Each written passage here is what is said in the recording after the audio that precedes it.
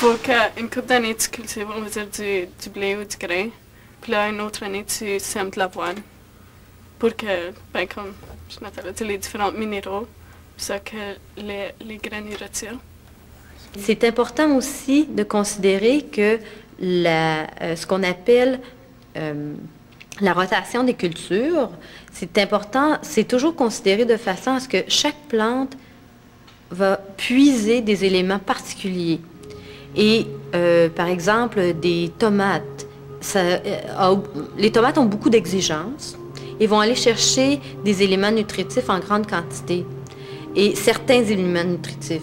Alors, l'année suivante, il est recommandé, ou les années subséquentes, de faire, par exemple, une année avec des céréales, une année avec des légumes racines, une année avec des légumineuses pour remettre de l'azote dans le sol, parce que les légumineuses, avec leurs bactéries, avec leurs micro-organismes sur leurs racines, fixent l'azote. Donc, c'est une façon naturelle d'incorporer de l'azote. Le groupe s'appelle Agri-Action. C'est un groupe de producteurs agricoles qui, depuis 1990, ont fait des essais pour tenter de mettre sur pied une agriculture qui est plus harmonieuse à son environnement et plus intégrée aussi aux différents milieux sociaux dans lesquels on évolue. Les producteurs agricoles ont la responsabilité de leurs terres. Ils doivent s'assurer que le sol ne se dégrade pas par l'érosion. Ils doivent aussi le nourrir par la fertilisation. Les produits cultivés doivent être protégés contre les mauvaises herbes, les insectes nuisibles et les maladies. Ceux-ci peuvent aller jusqu'à détruire une récolte entière, ce qui entraînerait une économie plus faible et par le fait même, un développement qui s'appauvrit. On peut combattre les effets nuisibles entraînés par les parasites et les maladies avec des pesticides. Ce sont des produits chimiques qui sont étendus sur les terres agricoles. L'utilisation de ces pesticides est très controversée.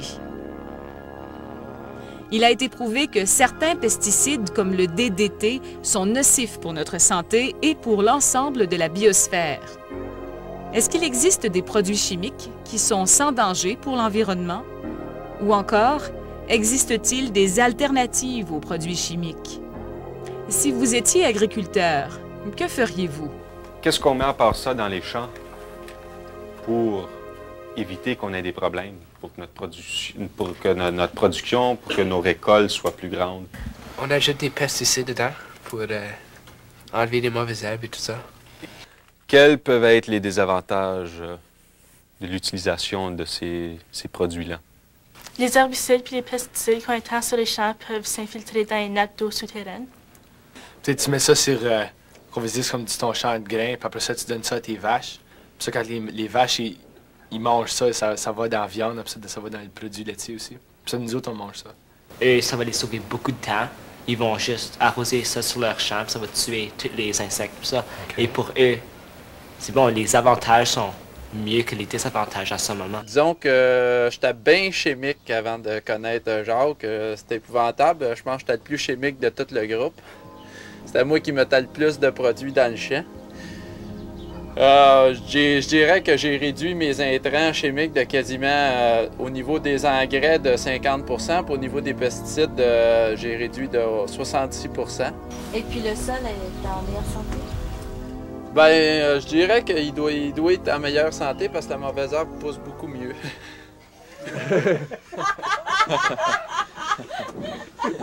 Mauvaise réponse.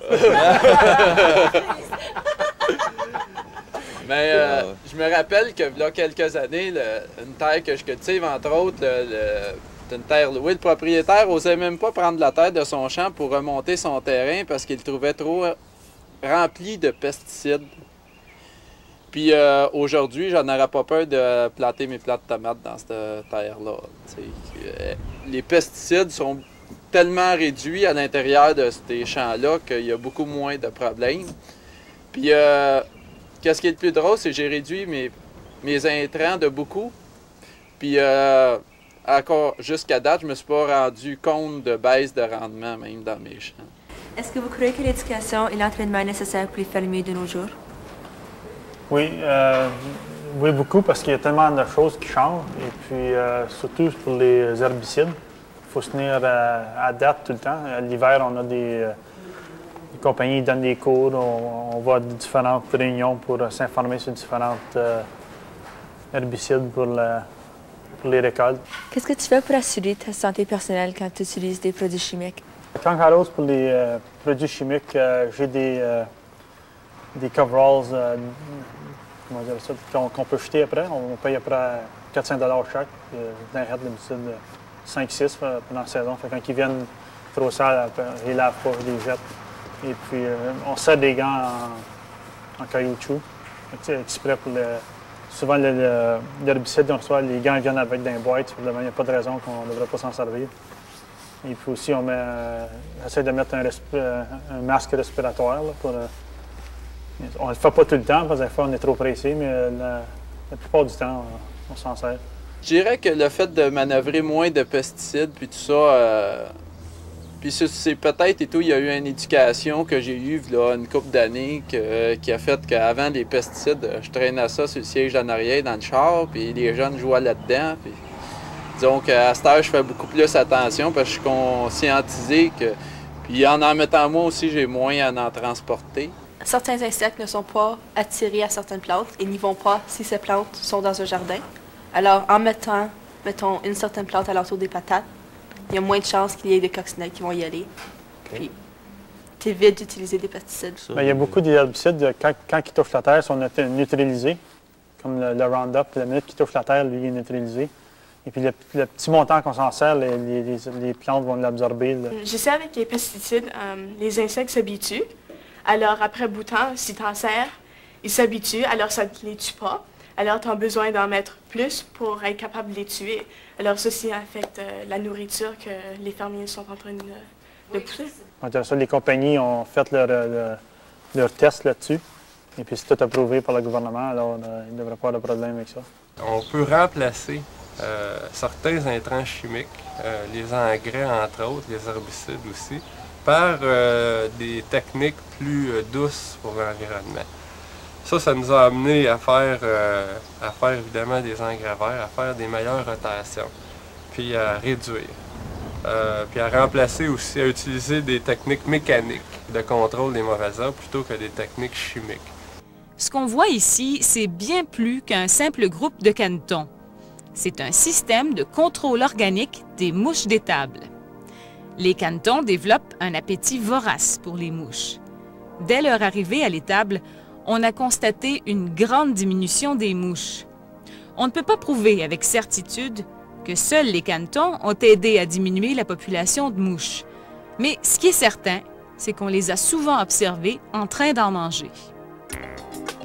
Nous faisons partie d'une société qui ne fait pas toujours attention à la viabilité de l'agriculture. Pourtant, on sait que l'agriculture est vitale pour la survie de l'espèce humaine. Le fermier est de plus en plus confronté à des conditions financières très difficiles à surmonter. Pour ajouter à cela, les notions de pratiques agricoles, qui tiennent compte de la préservation de l'environnement, deviennent de plus en plus complexes.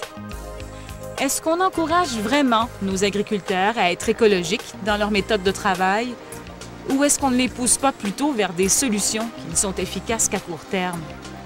Avec des coûts de production de plus en plus élevés, le fermier pourra-t-il survivre encore longtemps ou devra-t-il chercher, d'ici quelques années, une autre façon de gagner sa vie? Ça fait que pour être capable de survivre présentement, il faut d'abord que vous avez des grandes fermes. Exactement. Cette machinerie est tellement chère que si tu peux travailler 1000 heures avec cette machinerie-là, peut-être tu peux en travailler 1300 avec la même machinerie. Alors ton coût de l'eau qui descend pour les machines. Combien d'argent est-ce que tu fais avec une miche de pain? Pour un exemple, comme pour le pain, ils disent qu'un pain qui vaut $1, 1 pièce et quart, le fermier reçoit après 2 à 3 cents.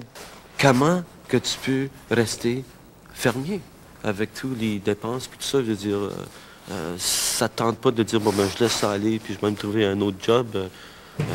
Quand on a des mauvaises années, des fois, on se pose des questions, mais on espère tout le temps l'année d'après va être mieux. Ça va être pareil comme un magasin, l'année n'a pas été trop bonne, puis l'année d'après, ça a remonté. C'est pareil un magasin, si ça ne va pas bien l'année, tu ne peux pas juste lâcher. Un coup, tu es dedans, il faut que tu continues. que j'aime le plus, moi, c'est le travail dehors avec les machines. Tu n'es pas dans une bâtisse de 8h à 4h. Il faut être avec la température. Et puis, une journée s'il mouille, bien là, tu peux te reposer un peu plus ou en faire un petit peu moins. Puis la journée d'après, tu en fais plus. Tu es ton propre boss.